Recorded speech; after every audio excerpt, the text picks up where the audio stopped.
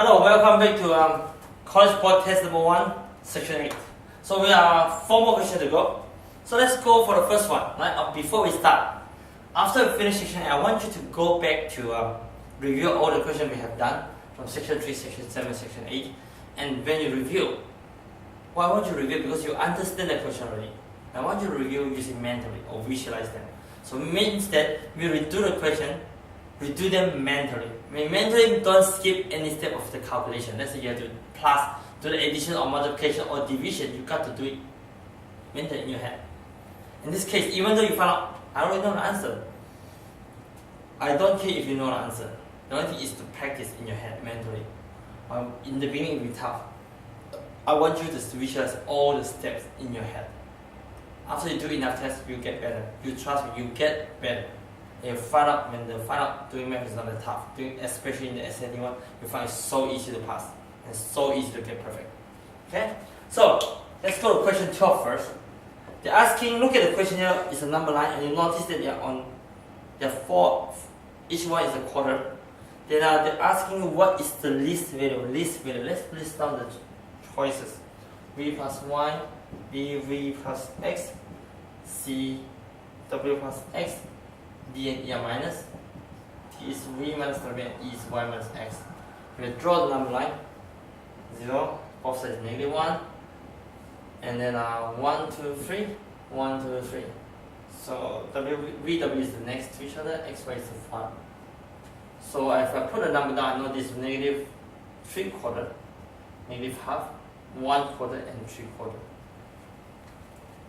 So very obvious. If I notice that I want to find the least, the positive minus positive, more positive minus negative out. Your answer should be 1 least to be the negative. And v plus y is the same part. They're going to cancel each other, which is 0. So v plus x, w plus x, these two are very close, but v is more negative, so w plus x should be out. So you left only 2 to choose from. So v plus x is negative 3/4 plus 1/4 is negative half. V minus w, this minus this. More negative minus less negative plus 2, negative 1, negative 1/4. So negative half and negative 1/4. So the answer should be B. Alright? So very straightforward, right? Let's go to 14. Let's see 14 what they're asking. 14 they're asking you how many differently patterned designs are possible. Differently. This is a keyword, which means arrangement. So that means the order is important. So that means you cannot use combination, you must use permutation. So it's very easy. But you only have 2 colors, 5 colors to choose from, you need 2 colors, 5 colors to choose from. So you have only 5 P2, which is all I can say that this is like 5 choices and 4 choices. Why? The first color you choose is already chosen, so you cannot use it again. You only have 4 more choices to go. So the first color, this is the first color you choose. You have 5 out of 5 colors to choose from. You have 5 choices. Then after you choose one, you only have 4 choices. So 5 choices and 4. N means multiply, so you got 20. Alright? So let's go to 15. If the length of rectangle increased by 30% and the width is decreased by 30%, what is the effect of the area? So we actually, if you in my class before, we talk about percentage. So technically, I'm not going to teach you the whole topic unless you go back to the easy level. So this is, they're talking about percent change. Okay, let's do the longer way first. Percent final percent. So if percentage is always based on 100%. If you increase by 30%, it becomes 130%. If you decrease 30%, that means you become 100 minus 30, not 130. 100 minus 30 equals 70%. That's 1 decimal place, 13 times 7, you got 91%. So you drop by 9%. So the answer should be E. And let's try the other way. Percent change. So because I talk about increase by 30, drop by 30, it's what we do all the time. When you increase by 30, drop by 30, it's the same. It's always drop. Increase the same amount, drop the same amount. It's always drop by the 30% square. So 30% square is 33 times 3, which is drop by 9%. 3 times 3. Let's say you increase 20%, drop 20%, 2 squared, drop by 4%. Increase 40%, drop by 40%, drop by 4 squared, 16%. Drop by 40%, increase by 40%, the same thing. Drop by 16%. Increase 50%, drop 50%, 50, 50. So drop by 25%. Increase 12%, drop by 12%, 1.2 times 1.2, drop by 1.44%.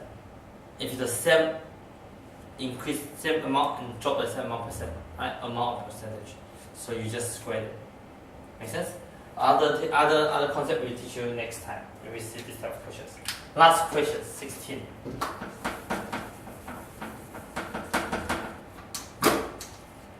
Well, always this type of question is very nice because they give you equations.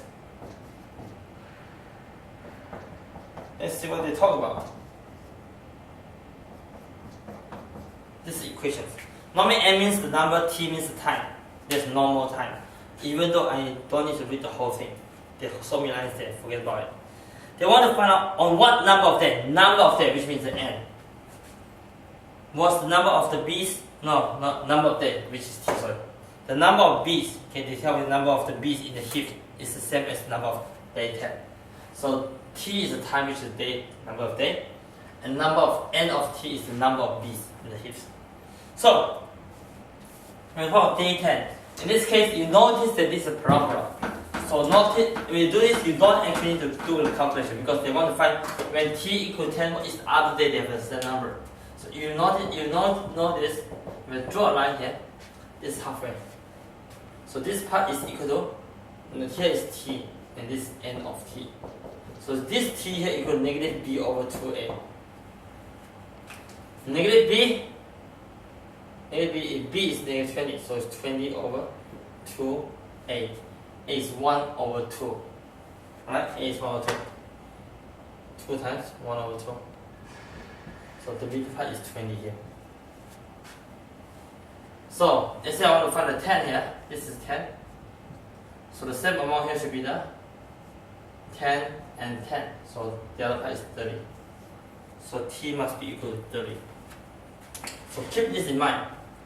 The middle, the vertex is negative b over 2a. B is this, a is half. Right? A is 1 half, b is negative 20 in this case. A is p squared plus 2 plus bt plus c. So in order to find the midpoint, the vertex x, t over x is negative b over 2a, negative b over 2a, find this one. That should be parallel. If this is 10, same amount with the 30. 10, 10. 20 minus 10, 20 plus 10. Alright? So very straightforward. Keep this in mind. Parabola is always negative b over 2a. They must come up with this most of the time, about 90% of the time. Alright? So we complete with the section 8 college board test number 1. Okay? So we'll see you on test number 2.